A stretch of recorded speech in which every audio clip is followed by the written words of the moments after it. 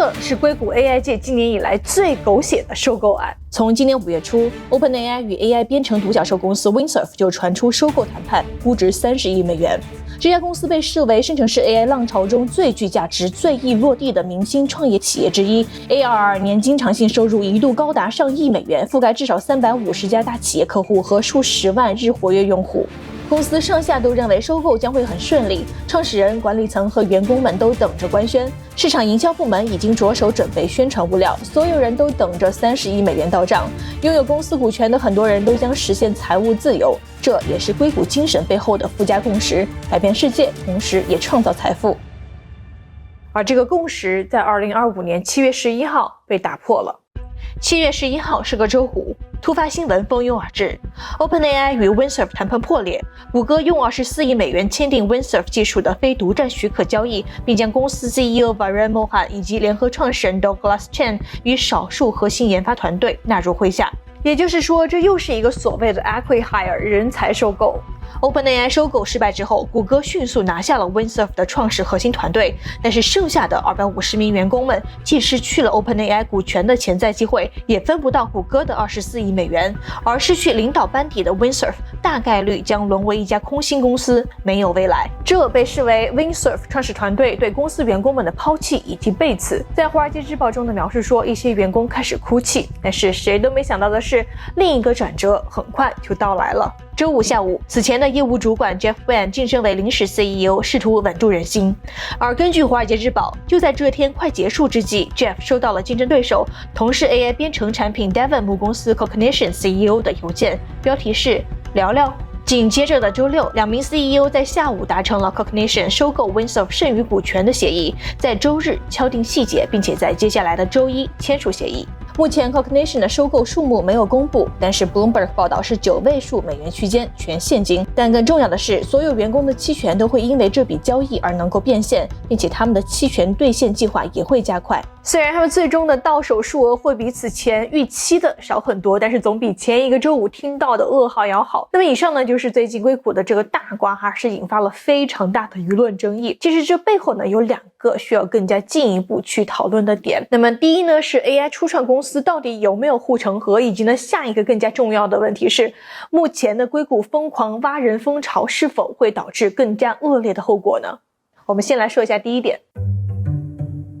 那我们可以看到，在整个收购的 drama 过程中啊 ，Windsurf 都是非常被动的。这背后的原因主要是因为护城河不够，或者说还没有达到能够在牌局上有话语权的高度。Windsurf 作为 AI 编程工具，主要能力呢还是由 OpenAI 的 GPT 还有 Anthropic 的 Claude 这样的底层大模型所支持，而护城河在于更加上层的开发者体验，也就是所谓的 DevUX， 能够灵活调用多家大模型的模型中立策略，以及呢积累的数据。然而随着 AI 编程市场越来越火热，巨头们也慢慢开始瞄准了这个赛道，开始推出自己的 AI 编程产品。也就是说 Windsurf 以及 Cursor、Devon 这些红极一时的 AI 编程初创企业的基座模型开始变成了他们的竞争对手，最主要的就是 Anthropic。我个人觉得 AI 编程工具的护城河其实在不断的降低。首先我们从模型的角度上来讲的话， Claude Sonnet 4.0 已经独占鳌头，现在所有的开发者大部分的这个企业其实都是想用 Claude Sonnet 4.0 这样的模型，它的优势也积累的越来越明显。第二个来讲的话，去积累用户数据这件事情，底层厂商其实也同样有一份用户数据的这个 copy， 所以说像 Cursor 这样的 AI 编程工具的初创公司，它在数据上并没有优势，那唯一它所剩的就是这个用户的体验。但是我们发现其实在很多开发者和企业面前，价格其实是优先于体验的。比如说最近 Cursor 换了一个定价方式，造成了很多开发者包括我在内这个账单急剧的飙升啊，然后只要价格有一个非常大的一个不同的时候，很多用户都会无脑的去选择价格更低的这样的一个产品，即使它的这个开发体验会稍微弱一些。 Cloud Code 是一个可以直接使用的产品，所以至少在我们看到，尤其是在开发者层面上 developer 的群体里面，现在 Cloud Code 我觉得是可以看作 Cursor 的一个直接竞争对手，而且其实迁移的数量还是挺大的。包括我跟一些比较大量级的，比如说一些独角兽级别的科技公司去聊，他们可能之前用 Windsurf 或者 Cursor 比较多，那现在很多也开始转向使用 Cloud Code。此前，当合作的巨头变成竞争对手，让 Windsurf 这样的明星 AI 初创企业的境地呢，也日益尴尬。所以，正当 Windsurf 开启与 OpenAI 的收购谈判消息走漏风声之际， Anthropic 直接切断了 Windsurf 访问 Claude 的权限，这导致 Windsurf 的 ARR 直接从1亿美元跌到8200万美元。Coding 这个东西在 AI 这一波里面，它的可以崛起的时间是在这个商业模式这个链条是非常非常早期就可以崛起大公司，而且它是非常 fundamental 的一个东西。你可以认为它是下一步让 AI 自己去写自己的代码的根基嘛？这些巨头它很可能会采取我不顾成本的去跟你竞争。那作为一个单纯的就是靠 coding 这个事情 AI 来做自己唯一的商业模式的公司，你就很难办。而 Windsurf 与 OpenAI 的谈判过程中又遇到了微软这个巨头的阻碍。我们之前的视频有说到 OpenAI 与微软最近的关键谈判中， Windsurf 也是一个重要的谈判议题，因为微软的 Copilot 在编程应用上也算是 Windsurf 的竞争对手，而 OpenAI 与微软此前的合作协议规定，微软拥有 OpenAI 模型的独家托管权，所以呢，这意味着一旦 OpenAI 花30亿美元收购了 Windsurf， 那么相关的技术成果呢，也可能间接被微软所用。那 OpenAI 和 Windsurf 都不愿意，并且呢 OpenAI 与微软谈判的拉锯战一直没有进展，那么这就导致Windsurf 得罪了 Anthropic， 与 OpenAI 的收购呢又破裂了，那一下子呢就得罪了2个巨头而更加严重的是 Windsurf 还没和 OpenAI 签订收购失败的补偿金。 Windsurf 的 CEO 在谈这个 deal 的时候漏掉了一件事情，就是万一这个 deal break 不发生的话，有没有一个 breakup fee？ 我觉得他没有去 negotiate 的这个 breakup fee， 所以说他那个当 OpenAI 决定不买，他就很被动，因为那个时候他跟 Anthropic 的关系已经很不好了，然后他跟 OpenAI 的关系肯定也不好，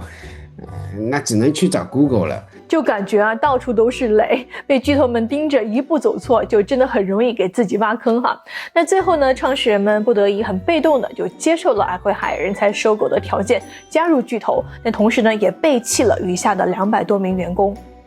而这其实也给硅谷的创业生态撕开了一条裂痕。我们在开头说到在过去的几十年当中，硅谷呢通向财富之路在创始人和员工之间已经是达成了默契的共识，这使得不少人才情愿放弃大厂稳定的年薪和股票，加入到创业浪潮中，期望有一天公司以高价被收购或者能够成功上市，手中的股权能够一夜暴涨，实现财务自由。这是硅谷的默契和共识。创新能够改变世界，也能带来财务自由。但目前硅谷正在发生的疯狂 AI 人才大战，正在改变这样的契约和信任。那为了规避反垄断审查，硅谷巨头们发明了所谓的人才收购策略，也就是我们视频前面多次提到的 Acquihire， 只挖走高层和核心的人才，支付一笔所谓的一次性非独占技术授权费用，但是留下的员工却留在了那些早已名存实亡的公司，也就是说 99% 的钱流向了那 1% 的人，而剩下辛苦干活的员工们什么都没有得到。从去年开始 Character.AI 被谷歌以这样的方式收购， Inflection AI 被微软以这样的方式收购，而 Adapt 同样被亚马逊以这样的方式收购。这3家公司剩下的不过是裁员、重组、缩减规模，可能再也无法回到聚光灯之下。而这样的 Acquihire 正在2025年变得越来越常态化，包括今年 Meta 收购 Scale AI 49% 的股份，为的就是挖来后者的 CEO Alexandra Wan。果不其然，在 Alex 加入 Meta 之后， Scale AI 宣布解雇200名全职员工和500位承销商。当数以亿计的年薪用来招聘顶级 AI 人才，数以几十亿计的收购金额仅仅是为了挖来初创公司的 CEO 们，很多人不禁会问，如果在 AI 时代小公司没有机会长大，初创公司 CEO 们如此容易背弃员工，那么谁还会加入 AI 创业公司呢？对于人才市场的冲击，我觉得最大的一个冲击还是说，对于这些人才来讲，我是不是要创业？就说因为去大厂已经这么高的包裹了，而且其实是 Meta、Google 都在挖我，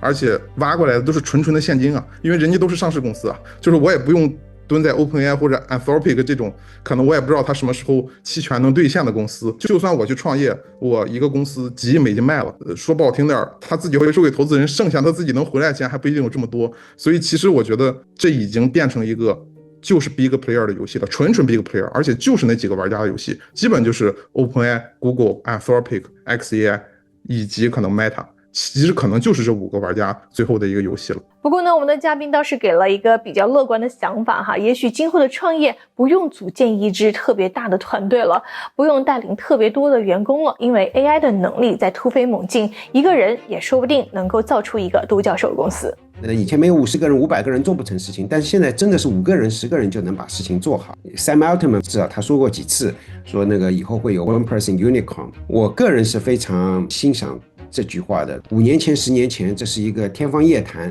但今后5年、10年，我觉得是不是真的是一个人$1 billion，这个不清楚，但是一个人或者接近一个人做出接近$1 billion valuation， 我觉得我们会看到不少。不是说所有的公司一定要到了 Google 级别，而是说看你这么一个小的一个团队能够有多大的能量释放出来，做多大的事情。从这个角度上来讲，我们是在一个历史的一个转折点，以前不太可能的事情，现在你能够释放巨大的能量出来。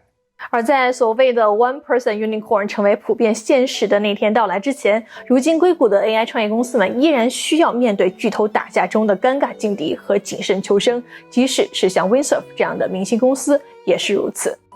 最后再说一个有意思的细节， Windsurf 这家公司在成立的时候原名叫 Exafunction 扩展函数，是做 GPU 优化的，之后转向 AI 辅助编码工具，并且更名为 Codian， 然后再在2024年11月推出 AI 原生开发环境 Windsurf Editor， 之后在今年4月正式更名为 Windsurf， 这反映出公司业务范围升级到了 AI 的集成开发环境。可以想象这家公司和创始人本来有着更大的梦想和故事，甚至 Windsurf风帆冲浪这个名字也给人一种乘风破浪会有时，直挂云帆济沧海的想象。只是当 AI 巨浪来袭，再零星的冲浪选手也很难招架。好了，感谢大家收看硅谷101的101 Weekly 视频，用10分钟每周3条轻松解读你不能错过的硅谷热点话题。我是陈倩，那我们就下期节目再见了，拜。